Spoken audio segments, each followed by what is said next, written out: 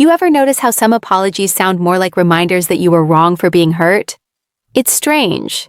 They say, "I'm sorry you feel that way," and somehow you end up comforting them instead. That's not an apology. That's performance. I remember someone once saying, "He said sorry like it was charity." That line stuck with me, because that's how it feels when a narcissist says sorry, like they're handing you crumbs and watching to see if you'll still call it a meal. Here's the thing. Real apologies are supposed to rebuild trust. The fake ones? They're just maintenance, emotional housekeeping to keep you in orbit. A narcissist doesn't say, "I'm sorry," to make things right. They say it to reset control. It's a way to quiet you down before you start seeing too much. If you've been through it, you know that moment, when they finally apologize, and for a second it feels like relief. You want to believe they get it this time. You want to believe this is the version of them that will stay. But underneath, something feels off. It's like they're reading from a script, one they've used before. The tone's right, the timing's perfect, but the eyes don't match the words. That's because for them, an apology isn't an act of love. It's a tool. A quiet way to pull you back just when you're learning to step away. You start thinking, maybe I overreacted, maybe it really is my fault, and that's the trap. The slow pull back into the pattern you've been trying to escape. So in this video, we're going to talk about what those apologies really mean. We'll break down how manipulation hides inside soft words, how guilt gets repackaged as peacekeeping, and how you can start hearing what's not being said. Because once you learn to read between those lines, the magic of their sorry disappears, and all that's left is the truth. And the truth? A narcissist doesn't apologize to heal you. They apologize to keep you. You know what's funny? When a narcissist finally says sorry, it almost feels rehearsed, like they're acting in a movie you didn't know you were in. Their voice gets soft, maybe their eyes water just enough, and for a second, your guard slips. You think, okay, maybe this time, they actually mean it. But if you pay attention, you'll notice the shape of that apology doesn't fit what you went through. It's too neat, too polished. There's no real ownership hiding inside it. Instead of, "I hurt you," it's, "I'm sorry you think I hurt you." Instead of, "I should have done better," it's, "I just didn't know how to handle you." See the trick? Every word bends the blame just slightly until it lands right back in your lap. That's how they do it. The apology becomes another way to keep control, not fix the damage. It's not about understanding your pain. It's about managing your reaction to it. They're not trying to heal what happened. They're trying to keep the connection alive just enough to make sure you don't leave. And here's the cruel part. Sometimes they sound so sincere, even they believe it in the moment. That's what messes with your head the most. Because you want to believe people can change. You want to believe there's still something real behind all that mess. There's a study I read once. It said narcissists often see apologies as social currency. Basically, they use them to maintain relationships when control starts slipping. It's not about regret, it's about transaction. A sorry buys them time, sympathy, or access. It's like emotional hush money. Think about how many times you've accepted that kind of apology just to keep the peace. You convince yourself that maybe peace matters more than being right. But that's not peace. That's silence. Their favorite kind. When a narcissist apologizes, listen to what they leave out. Do they name what they did?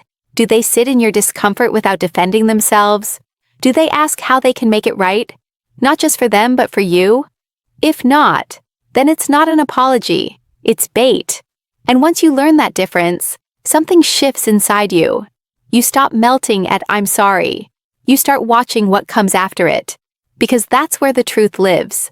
Not in the words, but in the pattern that follows them. There's this weird moment that happens after the narcissist says sorry. For about 5 minutes, you feel safe again. It's like your body exhales for the first time in weeks. You start to believe things might finally go back to normal. That's the illusion. It's what keeps people hooked the longest. See, the apology isn't about fixing the wound. It's about rewiring your focus. When they say sorry, your brain switches from pain to hope. You start thinking about what could be instead of what was. It's like an emotional reset button, one they push whenever you're too close to walking away. They might say things like, I know I haven't been myself lately, or you mean too much for me to lose. Sounds caring, right? But notice how it centers them. The whole thing turns into a story about their struggle, their guilt, their growth. Before you know it, you're comforting them for how bad they feel about hurting you. Somehow, you're the one reassuring the person who broke you. That's not love. That's conditioning. In psychology, there's a term, intermittent reinforcement. It's when someone alternates kindness and cruelty in unpredictable ways, which keeps the other person hooked because the good moments feel so rare, they become addictive. That's what these apologies are.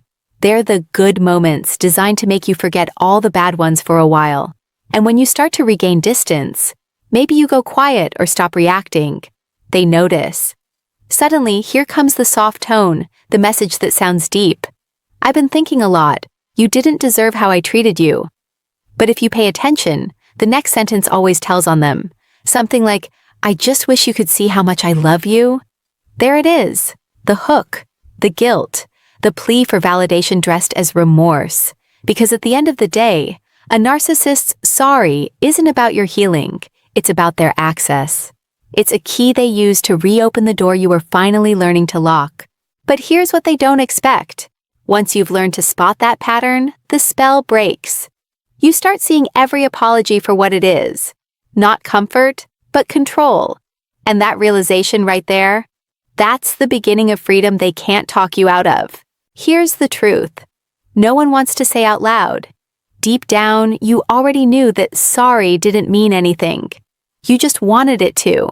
You needed something, anything, that made the pain make sense. Because when someone breaks you slowly, you start craving softness from the same hands that hurt you. It's not weakness. It's survival. Their apology feels good for a second because you're desperate for relief. You're tired of being the only one who feels the damage. You want to believe it wasn't all for nothing. That the nights you cried, the times you stayed, the way you twisted yourself into someone more understanding might finally matter. But their sorry doesn't see any of that. It only sees the version of you that still listens. The narcissist's apology isn't a bridge back to peace. It's a pause in the fight. It's them throwing you just enough warmth to keep you from freezing and walking away. They don't want forgiveness. They want continued access. They want your energy back where it belongs, orbiting them. There's something quietly cruel about it, because they don't say sorry to clean the wound. They say it to reopen it in their own time. They test if you'll still bleed for them. They watch how fast you soften, how easily you shift from anger to empathy. That's their measure of control. And you start realizing the apology isn't even words anymore. It's rhythm. It's the same pattern over and over. Hurt, guilt, sorry, calm, repeat. Until you can predict it so well you could mouth their lines before they do. The gut truth? You were never asking for too much. You were just asking the wrong person. They can't give you honesty because honesty would cost them power. To mean I'm sorry, they'd have to see you as equal. And that's the one thing they can't afford to do. So when you stop waiting for their apology to heal you, something shifts. It doesn't make the hurt vanish, but it stops owning you. You start hearing the emptiness in their words, and for once, you don't rush to fill it. That's how you take your power back. Not by making them understand, but by finally understanding yourself. Let's be honest for a second. A lot of people, especially men, don't realize how much damage they cause when they fake an apology just to move on. They think they're avoiding conflict, when really, they're teaching someone that their pain doesn't matter. And when you've been around a narcissist long enough, you start noticing how often that kind of emotional laziness hides behind charm. It's not always loud.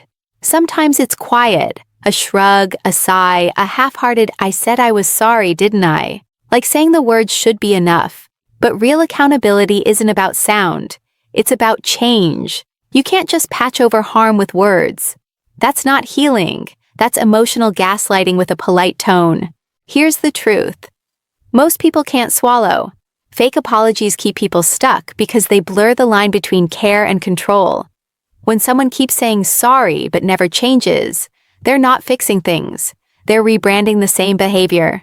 It's the same manipulation, now dressed in self-awareness. And here's where it stings. If you're the one doing it, you might not even realize it. You might think you're being the bigger person. You might even convince yourself you're showing growth because you can admit you were wrong.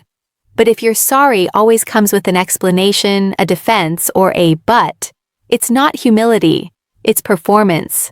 A real apology sounds different. It's quiet. It doesn't rush forgiveness or expect comfort. It's not about being seen as good. It's about being willing to sit in what you broke, to let the silence last as long as it needs to without filling it with excuses.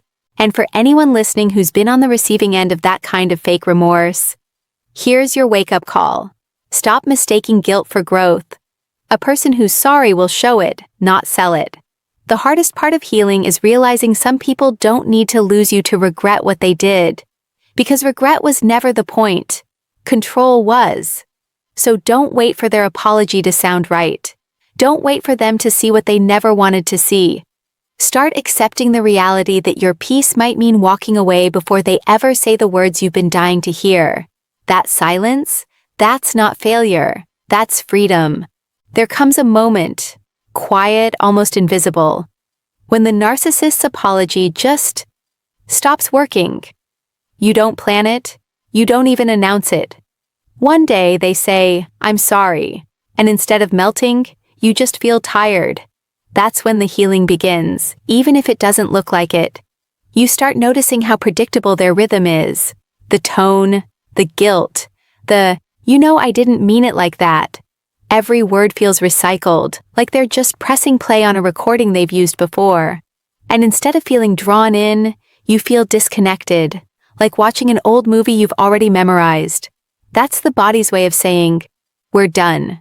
Not in anger, not even in pain, just done. See, when you stop reacting, they lose power. Narcissistic control doesn't survive without your emotional fuel. That's why the fake apologies used to work, because they needed your empathy to function.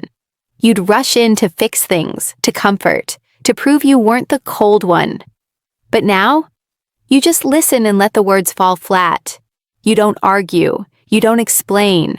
You just see it for what it is. Empty rhythm trying to wake a heart that's finally sleeping peacefully. And that's the secret they don't tell you about recovery. It's not loud. It's not some dramatic confrontation or perfect closure moment. It's quiet strength. It's walking away mid-sentence, not out of rage, but out of clarity. It's realizing you don't owe a reaction to someone who never gave you peace. When the apology stops working, it doesn't mean you've become bitter. It means you've started listening to something deeper than words, your own peace. And that peace, once it finds you, doesn't negotiate. You start rebuilding yourself in the small things. How you talk to yourself, how you take up space again, how you stop shrinking just to make others comfortable. You remember that safety isn't built on "I'm sorry." It's built on consistency, on quiet days that don't require forgiveness to feel okay.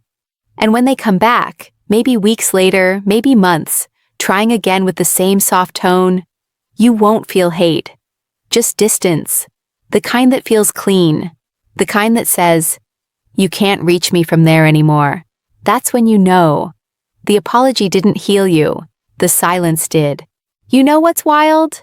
After all the chaos, all the back and forth, all the "I didn't mean to" and "you're too sensitive," the apology that finally saves you doesn't come from them. It comes from you, quietly, in your own time. You sit there one night, maybe scrolling through old messages, maybe just staring at nothing, and it hits you. They were never going to mean it.